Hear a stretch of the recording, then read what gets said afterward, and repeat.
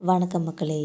ஓபிஎஸ்க்கு கொடுத்த அந்த கடைசி ஆஃபர் இறங்கி வந்த எடப்பாடி பழனிசாமி அவர்கள். அந்த ஒரு ரகசிய ஃபோன் கால், ஆடிப்போன அரசியல் களம், இந்த மாதிரியான பரபரப்பான தகவல்களை பற்றி இந்த வீடியோவில் ரொம்ப விரிவான ஒரு தொகுப்பாக பார்க்கலாம் வாங்க. 2026 தமிழக சட்டமன்ற தேர்தல் நடக்க இருக்கிறது. இந்த நிலையில் அதிமுக அரசியலில் பெரும் பரபரப்பை ஏற்படுத்துகிற வகையில் எடப்பாடி பழனிசாமி அவர்கள் தன்னோட பிடிவாதமான போக்கை மெல்ல மெல்ல இப்போ தகர்த்தி வந்துக்கிட்டு இருக்காங்கன்ற தகவல்கள் தற்போது வெளியாகி உள்ளன என்பது குறிப்பிடத்தக்கது. அதுலேயும் குறிப்பாக தன்னோட அரசியல் எதிரியாக நினச்சிக்கிட்டு இருந்த பன்னீர்செல்வத்தை திரும்பவும் கூட்டணியில் சேர்க்குறத பற்றி இபிஎஸ் அவர்களோட தரப்பு ரகசிய பேச்சுவார்த்தைகளில் ஈடுபட்டிருக்காங்க. இதுக்கு காரணம் டெல்லி மேலிடத்தோட அழுத்தம், அது மட்டும் இல்லாமல் தென் மாவட்டங்களில் நிலவிட்டு வர வாக்கு வங்கி, இதெல்லாம் அரசியலை கருத்தில் வச்சுக்கிட்டே இந்த அதிரடியான மாற்றங்களை நடத்துகிறதா சொல்கிறாங்க.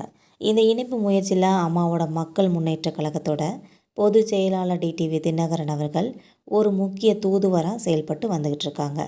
ஓபிஎஸ்ஸை நேரடியாக அதிமுகவிற்குள்ளே சேர்ப்பதற்காக பதிலாக அவர் தினகரன் அவர்களோட தலைமையில் ஒரு அணியின் கீழ் போட்டியிட வைக்கிறத பற்றி ஆலோசிச்சுட்டு இருக்காங்க. இப்போ பாஜக கொடுத்த தாமரை சின்னத்தில் போட்டியிட ஓபிஎஸ் அவர்கள் மறுப்பு தெரிவிச்சிருக்காங்க. இதை தொடர்ந்து தற்போது தினகரனோட குக்கர் சின்னத்தின் கீழே அவரை ஒருங்கிணைக்க திட்டங்கள்லாம் தீட்டப்பட்டு வந்துட்டுருக்குது.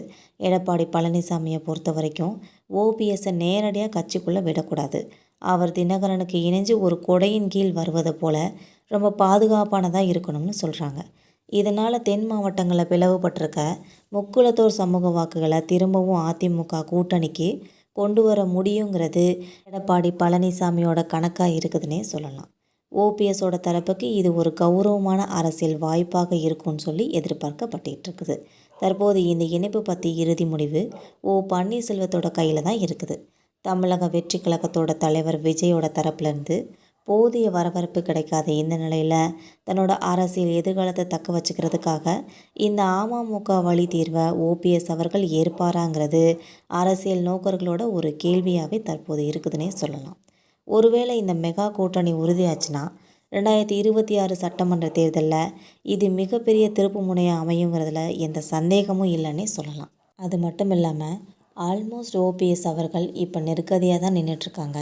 இந்த நேரத்தில் இவர் எடுக்க போகிற முடிவு அரசியலில் ஒரு பெரும் மாற்றத்தை ஏற்படுத்தும்னு நம்புகிறாங்க எல்லாரும்.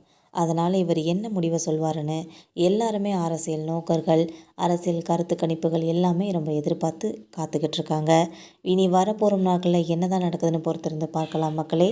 இந்த வீடியோ உங்களுக்கு பிடிச்சிருந்தா மறக்காமல் சப்ஸ்கிரைப் பண்ணி பெல் ஐகானை கிளிக் பண்ணி வச்சுக்கோங்க. அப்போ தான் நம்ம போகிற இந்த மாதிரி அரசியல் தகவல்கள் உங்களை உடனுக்குடன் நோட்டிஃபிகேஷனாக வந்து சேரும். தேங்க்யூ.